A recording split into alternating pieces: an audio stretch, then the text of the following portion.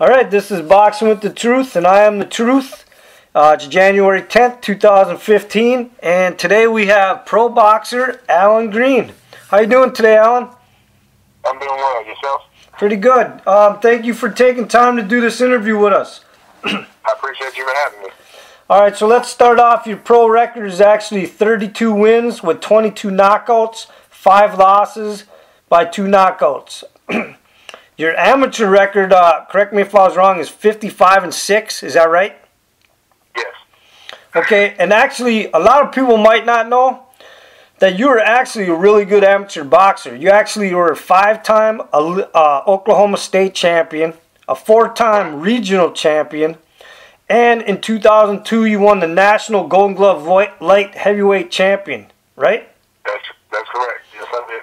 Also, just a little factoid for some boxing fans out there. You actually, in the amateurs, broke Mike Tyson's 8-second knockout record, right? Yeah, I had a 6-second knockout. But the thing about that is, his happened when he was a JO, so his record stands in the JOs. I was open when I did mine. So, yeah, but I did. I had a 6-second knockout. Okay. And then your nickname is actually Ghost Dog. Where does that come from? Well, you know, it's funny, man. Technically, my nickname is Sweetness, but a lot of people call me Ghost Dog. One of my trainers is my brother, guy like a brother of mine, a cut man of mine. Like I'm a trainer / co-trainer / cut man, Pepe Johnson. He gave me that name, actually. Because it has a lot to do with a style that I fight.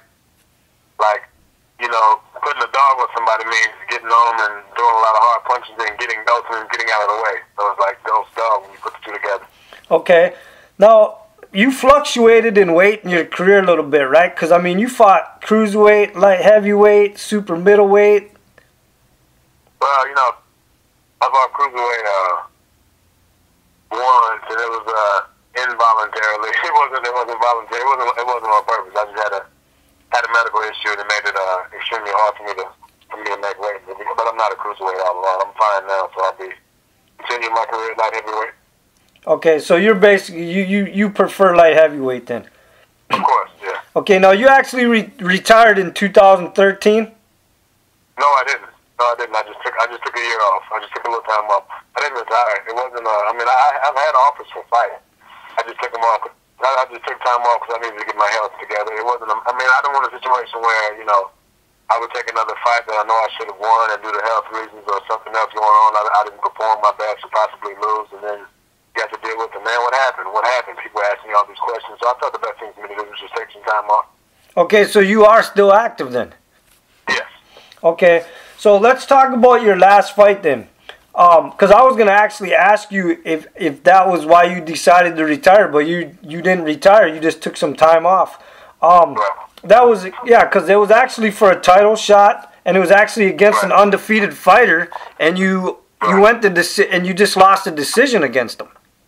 Right, and that was a fight that I probably shouldn't have taken. I don't know if you remember before that I was supposed to fight. I can't remember the kid's name. I think he was from. He was a Cuban kid. I was supposed to fight him on ESPN. His name is Alvarez. That was his name. I was supposed to fight him on ESPN, and I got sick right before the fight. I had some kind of food poisoning. I actually had a few other things going on too. So I had to pull out of the fight. And really, honestly, I probably should have taken off the time after that fight. But I didn't because I had an opportunity to take this fight in Australia. And the whole time for that fight, I didn't feel good at all. But I thought that I would probably still win the fight. But when I started trying to lose weight and making weight, man, I felt horrible. It was like, man, it was one of the worst times of my life. And I shouldn't have taken, looking back in retrospect, I shouldn't have taken the fight. I actually was. It should have been an easy fight, but, it wasn't. Due to my condition, it wasn't. Okay, well, I actually was going to touch on the Alvarez fight. I'm going to get back to that. When you fought Blake, how you say his name? Caparelli? Okay, there was a lot of comments made by other reporters and stuff, and one that really stuck out to me, and I want to know your opinion on this, is they said that you just didn't look like yourself anymore, that you were overweight, and they called it a glorified sparring session. You know what, and I would agree with them. I didn't look like myself. I was overweight. I didn't feel like myself either. I mean, I don't take that as a strike. I mean, they called it how they saw it, and I agree with them. I wasn't myself. I mean, it was. I mean, I was in the ring, but I wasn't myself. It was almost like an imposter, didn't it? Because I mean, I didn't feel right. I didn't really feel right when I was in training. I didn't feel right. I really didn't. I didn't get the best type of. I didn't have the best situation in my training camp, or lack thereof, if you want to call it that. I probably sparked twice. I was ill the whole time, and again, I'm not making an excuse. I'm just stating a fact. I mean, Blake Caparella fought the fight he was supposed to fight, given the situation, and I fought the fight I could fight, given the situation. But I felt horrible, man. Like I said, I shouldn't have even been in the ring. I should have taken off after I had to put out the Alvarez fight. That was the telltale time for me to take the time off that I needed to take off and handle my problems and get my health straight like I should have done prior to. But I didn't. Okay, now let's touch on the Alvarez fight. Seeing that you brought that up, I was going to bring that up. It was supposed to be on Friday Night Fights, and first you didn't make the weight, and then the next day you canceled the fight due to food poisoning, correct? Right, and see the thing where we were staying, and me, I mean, my diet is I have particulars of my diet in very particular. But again, I wasn't feeling my best anyway. It was so much going on. There was so much going on in my life, so much going on with my health. And the only place that we had to eat around there was it was a movie theater that actually sold food. It actually sold, food. And, like paper, normal food. And that was the only place we had to eat. And I had eaten something that they had some fish, and I don't know why the hell a person would eat fish in a movie theater. That was the only place around there we really had to eat. So I had eaten there. My trainer got sick, my co-trainer got sick, and it really did a number on my stomach because I had 85% of my colon removed, so I have to be very particular about what I eat. And I was like, my stomach was sick. It felt like I had a hard knot in my stomach. The doctor came. I mean, they came up there and checked me out. They had a medic come check me out, and he said it was probably some kind of a stomach virus. But I mean, I was vomiting. I was vomiting, and I really couldn't go to the restroom, but I was vomiting. My stomach was hurting really bad. And my trainer was like, "I'm making the call. You're not fighting." Like, well, the guy who trained me at the time, he said, "I'm making the call. You're not going to fight." And that's that. And I said, okay. I mean, if it was up to me, as bad as I felt, I mean, any fighter can say, "I'll fight anytime, anywhere," but it wouldn't have been a smart thing for me to fight. Just like it wasn't a smart thing for me to fight when I fought in Australia. Okay. Well, I just want to mention a few names on your resume so people know some of the guys that you have fought. You got McKill Kessler, you got Glenn Johnson, Andre Ward, Edison Miranda, and then you got one of our Minnesota guys, Anthony Basante. Even though you took care of him pretty quick, I believe it was the 5th round. Do you remember fighting Anthony Basante? Yeah, I remember fighting Anthony. I mean, I like Anthony. He's a nice guy. I remember the fight. I remember I felt good about the fight. About fighting Anthony. It was funny because after that, about a fight or two after that is when I started getting ill. About a fight or two after that, yeah. But I remember fighting Anthony. He's a great guy. I remember watching him on the Contender. Actually, I had fought on the same card as him before when he fought Tony. He beat Tony Ayala for the IBA title, I believe. Yeah, he did. And I remember, and I'll never forget after he won the title. He was in my dressing room. He came in my dressing room and sat down with his belt on. He was drinking a beer. I'll never forget that. Okay. Also, I want to talk about another quick knockout that you've had that I've seen parodies on YouTube and other things about, which is pretty funny. An 18-second knockout against Jaden Congrington. Yeah. So how did that come about? Because he wasn't like a stepping stone. He was actually supposed to be a decent fight against you, correct? And you just kind of took care of him right away.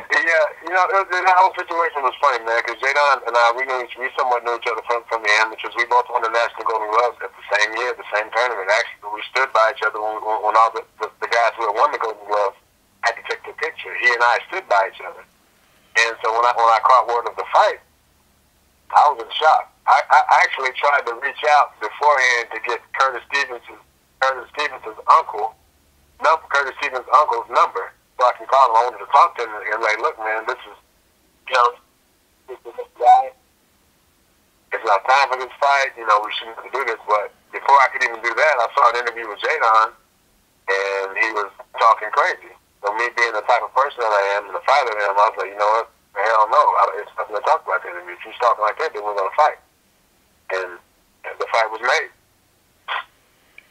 No, I didn't want to fight because I knew him from the amateurs. We were cool. We both were up and coming. He was really starting to come up, and I think he had a lot of people around him that were really overhyping him and putting him on the pedestal that wasn't deserved yet. He was a good fighter. He was a very good fighter. He would have went on to be possibly a great fighter. They were putting him on the pedestal that probably wasn't well deserved at the time, and they put him in the ring with me, and what happened happened. And you actually ended up with the 2005 Ring Magazine KO of the Year for that, correct? Yes, I did. So, but I mean, now you going into that fight, like you said, you knew him from the amateurs, you knew him personally.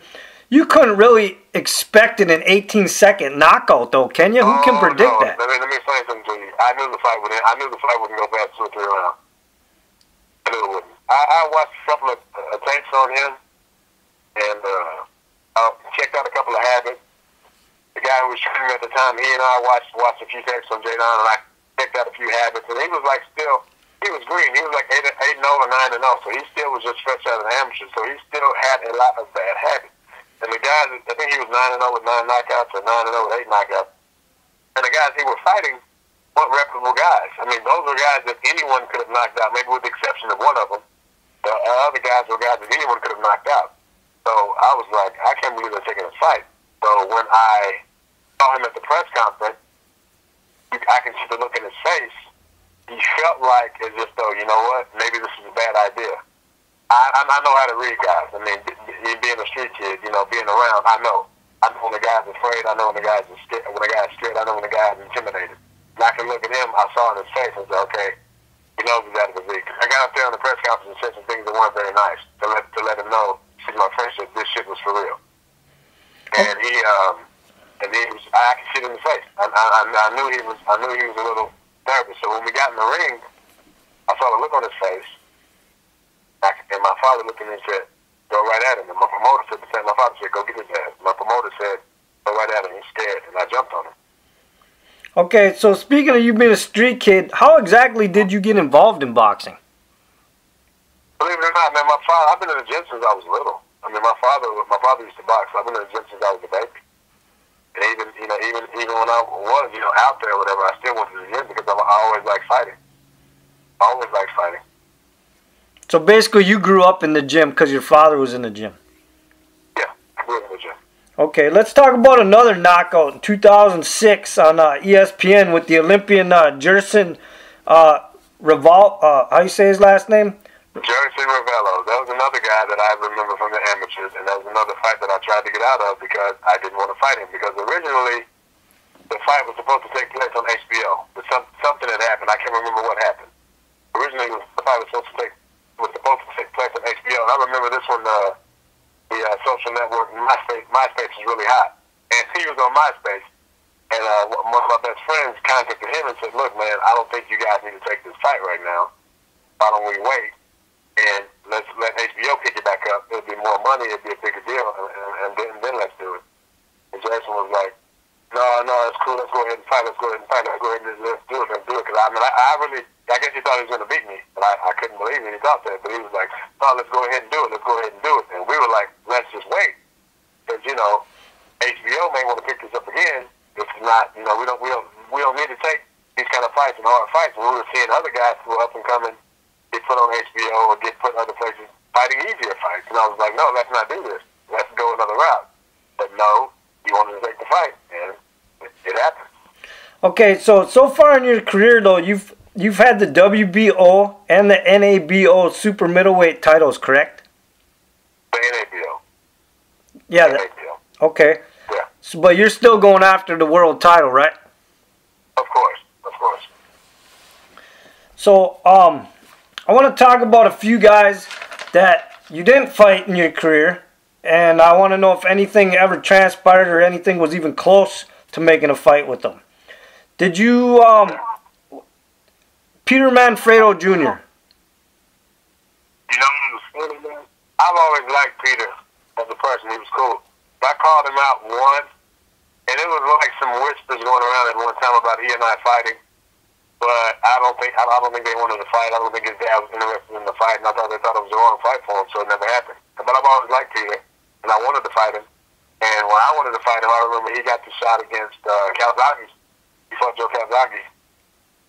But I mean, I've always liked Peter though. But I did want to fight him. But yeah, there was some whispers going around about he and I fighting, but it didn't transpire. Okay, what about Jeff Lacy? Oh yeah, that came up a couple of times. That came up 2 or 3 times, and I was really all over the fight. I really wanted it. I really wanted that fight, but I think Gary Shaw was Jeff's promoter at the time, and I guess maybe he didn't think it was the right fight. I don't know. Maybe he didn't think it was the right fight. I don't know. But I mean, hey, we can do it. We can do it in the near future. Still, I mean, that fight is still a possibility. You know, one day if Jeff still fighting. I like Jeff. Jeff and I are cool. I mean, I'm sure he wouldn't mind. I'd love it. So, you know. Okay, what about Bernard Hopkins? You know what? The closest thing that ever happened with Bernard and I, we had the same trainer at one time, John David Jackson.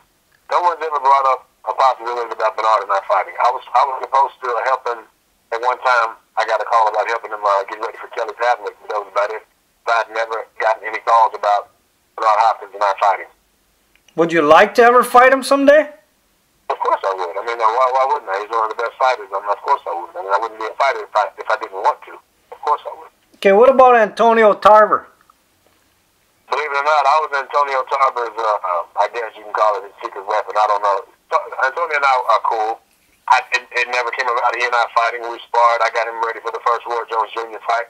I was one of his chief sparring partners, probably his chief sparring partner in that training camp. But it was never brought up about he and I fighting, ever. I mean, it never was. I mean, we sparred each other. We know each other pretty well. We were cool for a while. We kept in contact over the years, and it never happened. Okay. I mean, yeah. So let's talk briefly on your. Let me see another one, Chad Dawson. At one time, they talked about he and I fighting, but and Liberado Andrade, those two guys just got swept from the table. Liberado Andrade and I are friends, and they're just a couple of fights just never materialized. They just went in another direction. Okay, well, I mean, the Chad Dawson's always still a possibility too. Yes, it is. It is. Let's just talk briefly on the illness, because some people might not know that for a while though. I don't even know if you knew actually at first what was affecting you, and then you found out, and then you had to have some of your colon taken out, right? Yeah, it's funny, man. When I was training for Edison Miranda, this is wild. When I was training for Edison Miranda, I was having problems before then, and I was like, man, you know what? Before I was training for Edison Miranda, I was training for. I was supposed to fight a guy named. I can't remember the guy's name, but anyway, I was supposed to fight him, and I didn't. And I came back home, but they called me for that. I went home. They called me when I was in camp about the Edison Miranda fight. And I hurt my hand in camp anyway, so I went home. And I was having issues with my colon. I mean, I was messed up. And I went to the doctor. He told me it could possibly be this, it could possibly be that, yada, yada, yada. They didn't want to give me a colonoscopy because I was younger. But he said, well, just start taking this, and yada, yada, yada. I went to another doctor, and I told him I was training for a fight. And he was like, well, I don't want to give you a colonoscopy now. He said, but if it's what I think it is, you probably shouldn't fight this fight. When you start losing weight, you won't be feeling good. You'll feel weak. You'll feel bad. I said, well, I've done it before. He said, yeah, but with the issue that I think you may have, it is not feasible for you to fight. I went and fought anyway. And when I trained for Edison Miranda, we fought at like 161, 162. I made 162 easy when I fought Anthony Benzante. When I trained for Edison Miranda, this is crazy, and I've never told anyone this. When I fought him, I ate, I think I had to eat every 2 days because my colon was so messed up I couldn't have a bowel movement. So what I would do, I would eat on Monday, and I wouldn't eat on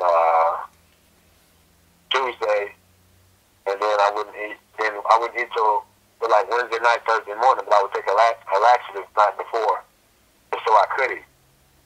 And and I had to do that because if not, I mean, I would be messed up and I would have gotten sick and had all kinds of toxins in my body because I couldn't have bowel movements and I was passed up. I really couldn't urinate. I was jacked up, man, and I was sick. And I barely sparred for that fight. I didn't train as hard as I needed to because I couldn't because of the way I felt.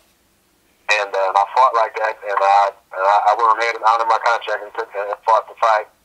And when I got home, I went to the doctor, and I basically put them in a position where they had to give me a colonoscopy, and they did. And the doctor said, well, the other week, they had me take this little pill to see what was wrong with me, to see if I had any motility in my colon, any movement, and I didn't. So he said, you have something called colonic inertia, but yours is actually worse. Your colon is completely paralyzed. He said it's not working at all. So guard up. It's not working at all. You can't really. You having trouble absorbing water. I was having like third stage fluid loss. I couldn't get any electrolytes in. It was it was terrible, and I was messed up. And so before my next fight after that, my first fight back after that, I can't recall the guy's name I fought, but I fought him on ESPN. I fought him on Friday Night Fights, and that Monday I went to have 85% of my colon removed. Okay, since you had that surgery, are you like 100% healthy now? Has it helped you in your fights and in your? Here's what you have to understand. Now I am. Before I wasn't. Yeah, I never went back and got a follow-up or anything. I went back and got a follow-up maybe a year and a half ago. Because it was so many things. I was going through so many changes, hormonal changes, issues with my thyroid, all kind of things were going on. I was messed up, and I didn't know this kind of major surgery could do that. And it was because there's trauma to your body. They took out 85% of my colon, and it was certain things that I was supposed to do, certain guidelines that I was supposed to follow, certain diets that I was supposed to follow that I didn't. And it messed me up. I paid for it. I was like, man, something's not right. So finally, when I did these things, I felt, I felt a little better. And then after the Caparello fight, I went to the doctor again, and they were like, well, you have something. Before I had a thyroid issue, then they said, well, you have something called adrenal fatigue. Now, when they told me I had that, I had wished I had a thyroid issue, because that's horrible. That can be caused by a major surgery or a lot of stress. There was a lot going on in my life at the time. I was stressed, but I had no business being in the ring at all. And I said, you know what? I'm going to stop, take about a year or so off, take some time off, renew my body, get myself together, get all the bullshit out the way, and then start back fighting, because it was like pointless, man. It was like I would train, and then after about a few weeks of training, I would get all weak and sick and couldn't do anything and didn't have any energy, and it was like, and I was saying, how am I going to fight like this? So I will fight anyway. So you're 100% now. You're not having no weight issues. You're just. No, I'm not having any weight issues. I'm not having any weight issues. If I'm having weight issues now, that's because I may need to fight at a higher weight class, but I'm not. I can make 175 comfortably. So have you got anything lined up in the near future for 2015 that the fans can look out for? Yes, I have. We have a few things. We have a few things lined up. We're talking about fighting that. I can't remember that guy's name. I'm trying to get a fight now. Actually, I'm trying to get any fight now with whoever. But we're talking about in March against. I can't remember the guy's name. He's the #1 contender. We were possibly looking at him, Najib Mohammadi. We're talking about him possibly in March and seeing if we can make that fight happen. But if not, if I have to go another route, I will. But all in all, I'm ready to fight. I'm ready to fight. I've been off the past 3 or 4 years, man. As my career in general, since 2009, 2010, all the way back from the Ward fight, it's just like my health is just on just a downward spiral. So again, that's not me making any excuses, because I still got in the ring. I was able to take the fight. I took the fight, but it just happened. I wasn't 100%. I never was. So the fans should see you back in the ring in the next couple months then? Right. Okay. Have you ever had any superstitions, rituals, or habits before a fight that you have to do? Well, I don't bathe the day of my fight. You don't what? I don't bathe the day of my fight. What I'll do at 11:30 the night before my fight, I'll take like a shower and a bath. So I clean myself for like 30 minutes, and I won't bathe the next day before my fight. I won't bathe the day of my fight. Till my fight's over.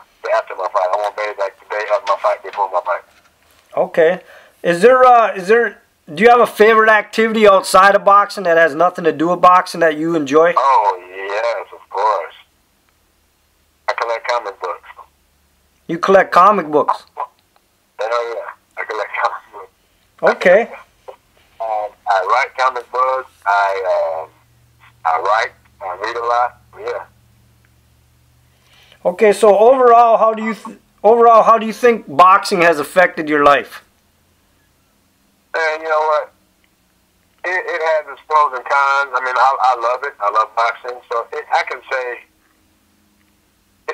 as far as on a positive note, on the scale of positivity, the scale of 1 to 10, it's affected my life maybe at an 8 or 9. But also, it's a negative side to boxing. And a lot of the good fighters can tell you that a lot of the guys who are very good fighters, they're very good fighters. The guys who are as good as me, guys who are really good, guys who are as good as the fighters that you see on the mainstream that are really good, but never get the shot, never get the opportunity, and our lives become consumed by chasing that dream. And a lot of them never get there, and it can make them develop a hate for boxing. Now I love boxing, but I hate the business of boxing because I know about all the ins and outs and the things that goes on behind closed doors. That's the part I hate. Okay, so if you weren't a boxer, what profession do you think you'd be in? Then I don't know, man. I could have played any sport. I played quarterback in high school, so I could have played any sport if it was sports. But I don't know if I would want to.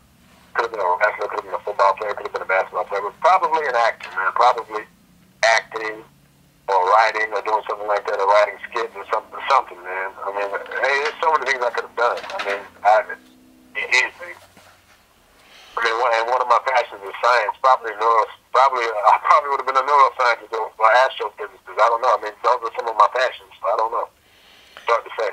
Okay, so like you just brought up, there's a lot of stuff behind closed doors in boxing. A lot of the fans aren't aware of it. So in this day and age, if a kid asked you for advice on how to get into the boxing game or what to do, what kind of advice would you give somebody that's just coming up in the amateurs and that wants to turn pro?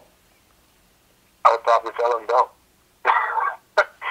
I would probably tell them don't. Because now it's all about who you know, man. Now in boxing, it's who you know. You have guys who are really good, guys that protect it. I mean, you've seen it. You know this. You see, it's not like they have to invent guys now. Guys aren't as good as they say they are. They have to invent them. They have to tell the public BS. They keep these guys, keep their face on TV and put them in there against subpar opponents and make them look spectacular. And a lot of the people in the public don't know any better. They think this guy's a genuine article. They think this guy is great. But at the end of the day, it's not really like that. The public is selling you something. This is a business. This is a product that they have to sell. They have to make you believe that this is the best thing they have going. It's almost like selling fans to the wind. You get what I'm saying? It's almost like selling a fan to the wind, and that's what they do. All right.